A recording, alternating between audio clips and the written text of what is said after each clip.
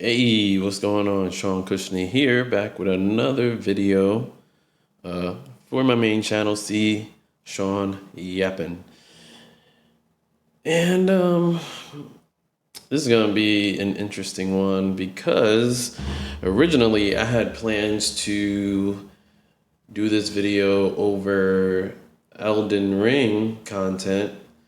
I did my first gaming slash like yapping video, and I'm gonna keep it going. I'm gonna play Elden Ring, Night Rain on my gaming channel, but every now and again I'll sprinkle over some gameplay as I yap to you about something. I'll do that, and I think that would be pretty cool. But going back to what this video is about, it's pretty much about the. Let me actually got my book here. Get the actual title because I wrote it down. It says, "Let's talk about my introduction into the Manosphere." And I think it would be an interesting topic for me because that really shaped how I talk to women now. I thought when I was, I don't really, it has to be, well, to be quite honest with you, the the way that I view myself, I'm just super negative to how I view myself. But I've always been around women. Um, I don't know my father's side of the family. Um, I've had both my parents growing up. They definitely did split, but legally they're still married. So occasionally my father will pop up here and there, and I kind of follow in his footsteps with my relationships in a way. But in saying that, my mother's side of the family is mainly full of women. I have a lot of female cousins, aunts, but I also have some male cousins, and um, not to throw too much of their business out there, but let's say a lot of them grew up without fathers. So it's safe to say that we've been around a lot of women growing up in our lives. And I've always, in some weird way, either had a girlfriend or had some type of situation. But in my head, uh, basically because of the type of women that I picked, maybe they were, overweight, or in my case, all my girlfriends were bigger than me, and all my situations were like at least physically attractive. Like I would say most men would find my side pieces or my situations more physically attractive. Like maybe they had a pretty face, fat ass, big titties, or something physically appealing. So when you look at them, you were like, yeah, I want to hit too. But even when I was younger, I've always had like a girlfriend. I remember like I don't even want to say it's my first kiss, but I had a girlfriend in kindergarten. I had a girl kiss me when I was like back then. I had girls giving me their panties back then. And that's kind of nasty to think about as a kid, right? Like imagine like if you got a kid in kindergarten and he goes to school and girls are giving him their underwear. Like that was me. But, fast forward, of course, things happen as you mature, so or as you get older and stuff, and then you as a man, you experience rejection, and I didn't take rejection really well, and I took I I wind up I wind up kind of being super negative, and I guess and then kind of canceling myself out of maybe something that I could have had if I just was more confident. And that's what pretty much it boils down to. So when I graduated from high school in '09, I had a friend that introduced me to two things. Number one was laws of attraction, and then number two was this dating coach named David Waggett, something like that. Some white dude. And, that introduced me to the Manosphere. At the time, though, in '09, it wasn't called the Manosphere. It wasn't called that. But it was a lot of PUA, like pickup artists that was on the internet that was thriving. And before I knew it, maybe after 2013-ish, I really started diving into this, I guess, content. And it was different. It was a lot of old dudes. It was a lot of old dudes talking. Not like how it is today. Today, Manosphere content is now gym content, and like, let's just call a spade a spade. That's what it really boils down to. It went from getting girls to getting your physique right. And I'm fall victim of it too, because when I was in high school and my late teens and my early 20s, I really didn't go to the gym hard. Like, I remember that there was a part of my late teens going into my mid 20s. I've bounced around from, some type of physical jobs and stuff in that nature. But I also was in college, and leaving the weight room in high school, and then having to pay to go to the gym, didn't sit well with my pockets. So I had a good job. I was working I'm always working out of warehouses, but I was working out of warehouse, the Gap warehouse actually. And after I get off from my shift, I think I was doing like 3 to 11, 3 p.m. to 11 p.m. type shit, something like that. I would get off of work, and Planet Fitness used to be open 24/7 around that time. And I definitely would go to the gym, but that's about it. I had no real structure of going to the gym until I was like 29, 30, 29, 28, 29, 30, something like that. Around that time, I took the gym very seriously around that time. But all that other time, no. So I developed a little pot belly. I wound up being like, like skinny fat. So yeah, I think it could be a hot take. It might not. I don't give a fuck. But the new gym content now, like, you only need to get lean once, or, just getting lean all together, or body game. That is the new Manosphere content. But the old Manosphere content was really about old men talking about, like, they had to be at least like 40, let's say 45 and up.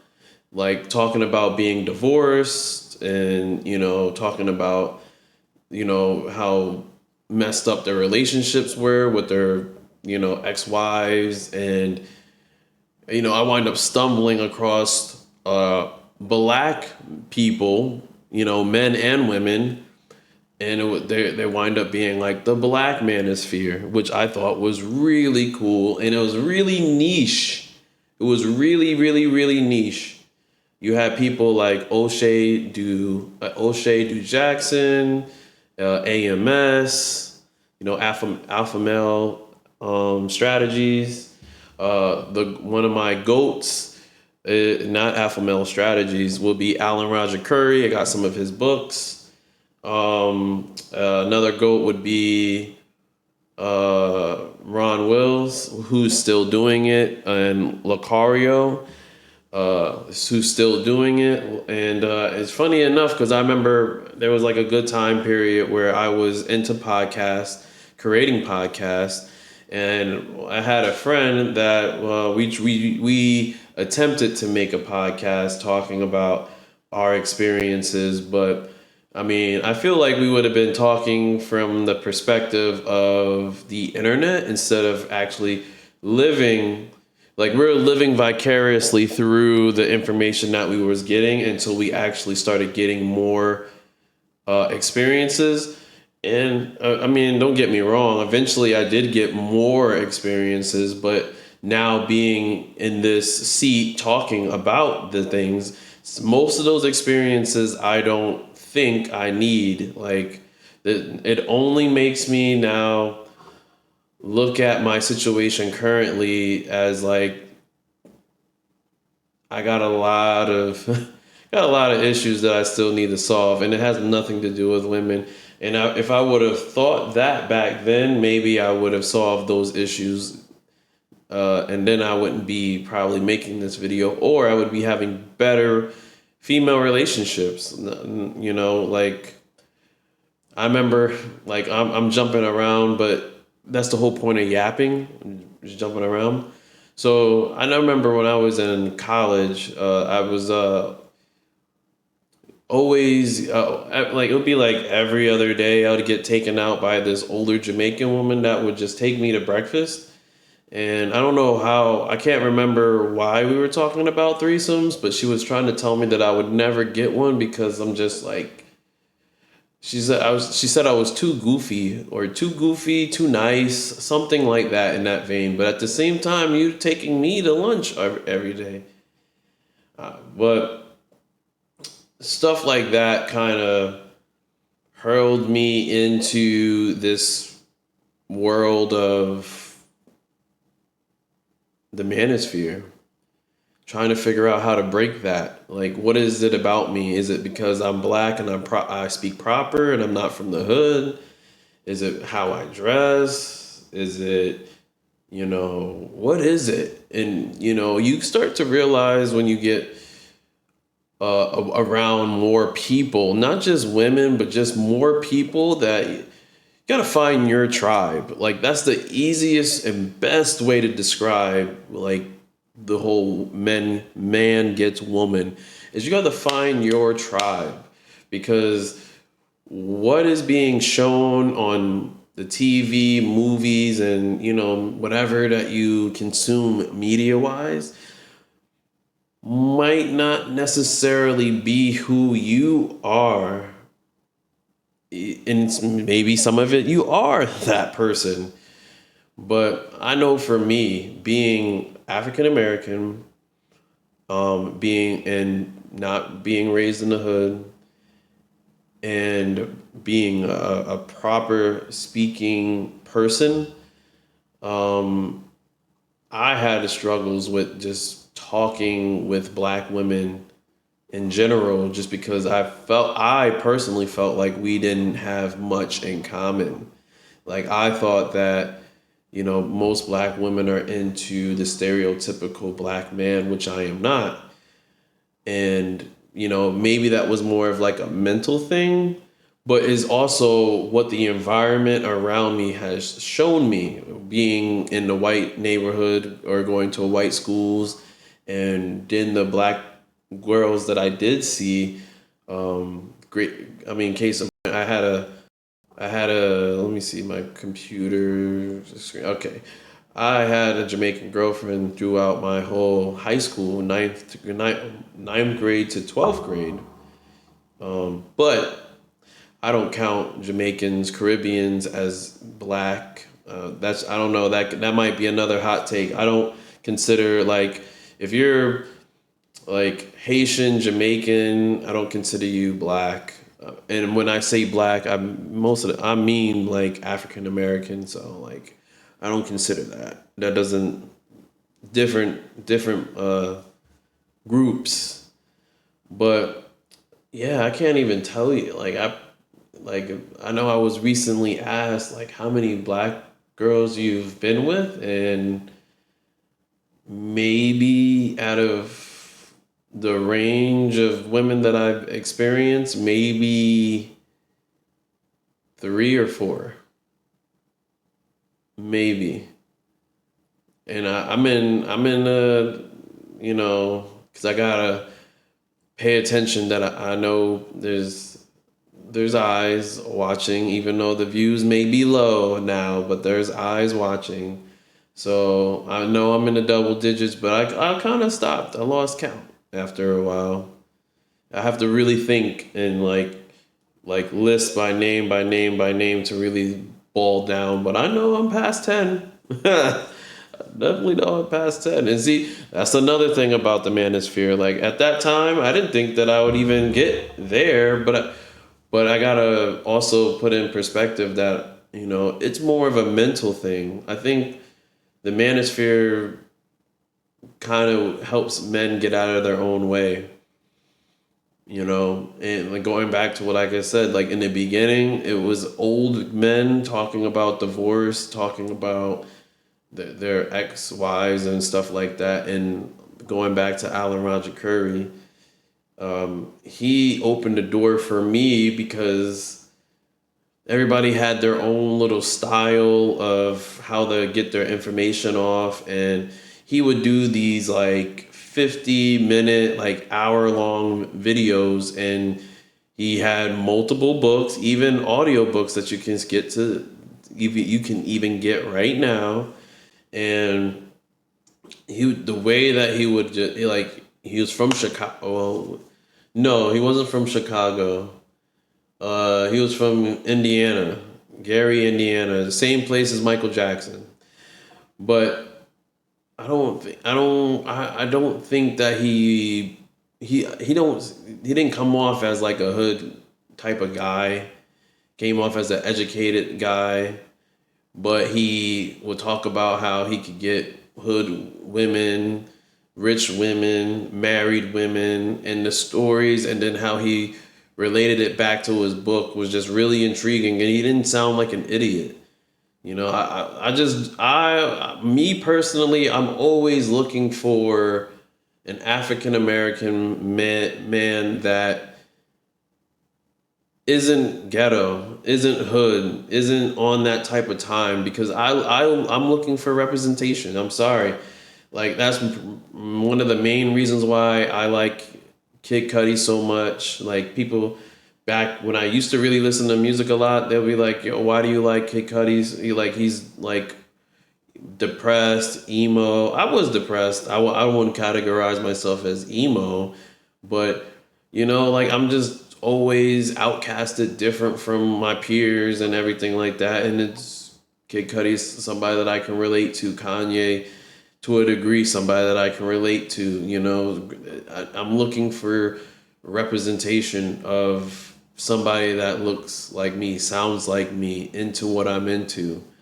Side note, when I moved over to where I'm at now, one of the first questions that was asked to me at the job that made me move over here was like, what animes do you watch? And at the time, I didn't watch anime, so I was a little thrown off by it. But based on how I look, the way I sound, you would assume that I like anime. I liked anime as a kid, but I had it in my head that I had to like get away from that type of stuff. Like I had to get away from the games. I had to get away from the things that I liked. And now being this big age, now all I'm doing is seeking stuff that I liked. That's all I care about now, is all of the stuff that made me happy as a kid, and I want to just kind of immerse myself in it and see how I can make content and out of that. Like that's why I have a gaming channel and stuff like that, because I never was the best gamer in the world, but the reason why I got into gaming, that's for a whole nother video, has shaped me to like video games. But yeah, going back into the Manosphere, I think I want to fast forward to escaping the Manosphere. And really, I think I started to step away from it when Kevin Samuels became like a household name. Like in today's world now, you can say Kevin Samuels and most people know what you're talking about because the way the social media is, which I love. I love that. I think it's really cool that Kevin Samuels became a household name because of social media. I think that's fantastic. That means that anybody in these spaces that are creating this content can make something that can relate to everybody, and you can capitalize off that and make a lot of money off your content. And I'm here for that. I love that. But at the same time, it now you open the door. Like I remember I was dealing with this one girl, and like she went through my phone, and she started like let's just say that I had, with the information that I was getting from the Manosphere and the Black Manosphere, my mindset changed, my thought process. I guess that's still mindset. So like, let's just say I was just changing. Maybe like I knew now, like okay, like I'm attractive, and I knew that now I have some money, and I knew like I was practicing what was being told to me, and it's not just through the videos. Like I'm paying now. Now I'm paying. I'm like, yeah, let me get on these Skype calls. Let me get on these Zoom sessions. Let me buy these books. Let me apply. And it opened doors for me. Like I said, Alan Roger Curry, my tone of voice alone. I had a girl in college tell me that like they're literally. So I'll share this story. So there's a girl. I was let's just say that like I was in a dorm setting. I was heading downstairs because the dorms had like 4 floors. I was heading downstairs to the first floor. I lived on the second floor. The first floor had like an entertainment room, pool table, all that type of stuff, and it was kind of late, but yeah, I went down there, and you had to go use the stairs, or I think there was an elevator, but I used the stairs, and I bumped into this person that I knew, like kind of like an acquaintance, not really like my friend, just more of like an acquaintance, but he introduced me to the girl that he was talking to. Now, once that girl knew who I was, like I would bump into her more. And fast forwarding this story, for some odd reason, I don't know how, I don't know what I said, I don't know what happened. Maybe just me being nice, but I think she had a roommate, and the roommate would like pick on her or something like that. But the roommate would go home every weekend, and I guess this one time the roommate didn't go home, and the roommate was like, I don't want to say the roommate kicked her out of her dorm, but she also had another friend who would go home every weekend, so she gave her key or whatever, and she didn't have a roommate. Like some people were lucky enough not to share their room, so this particular friend had the room to herself, so she gave her the key to her room, and then she invited me to the room, and she was like, "Oh, we're not gonna have sex or something like that." Like was trying to, she was trying to, like she was like throwing all this shit out there, but let's just say that what she said is not what she meant. So after all that stuff happened, eventually I was like, so why do you like me? Or why, like, I don't understand. You was talking to the one dude, and now you're doing this. And she talked to me about my voice. She said, like, I sound like I don't give a damn. That, I'll never forget that. Like, my voice, I always hated my voice. I always was like, yo, I'm so different from all these other black people, and they say the slang cool and all this other shit, and I don't say it correctly, or when I say it don't hit the same, and here's this woman literally like fucking with me because I'm different, and she likes my voice, and she's black. Like I was like, oh shit, like it's fire to me. I thought that shit was so cool. And then here I am years later. Now I run into like some content like that says, okay, instead of being indirect like a bunch of you chumps out there, be direct. Man, I went to Puerto Rico with that. Had a great time being direct. And then I just kept that. Instead of it being like a character, it just wound up being my identity. So now I just kind of live by that, and I just be super direct. But but yeah, I think I'm gonna end the video there. Thank you for participating in this session with me. My name is Sean Cushney. I appreciate you for if you made it this far. Um, Leave a comment. Like let me know if you're interested in me actually diving into the topic of the Manosphere, or something else that I happen to mention during this Yap session. I'm out. Peace.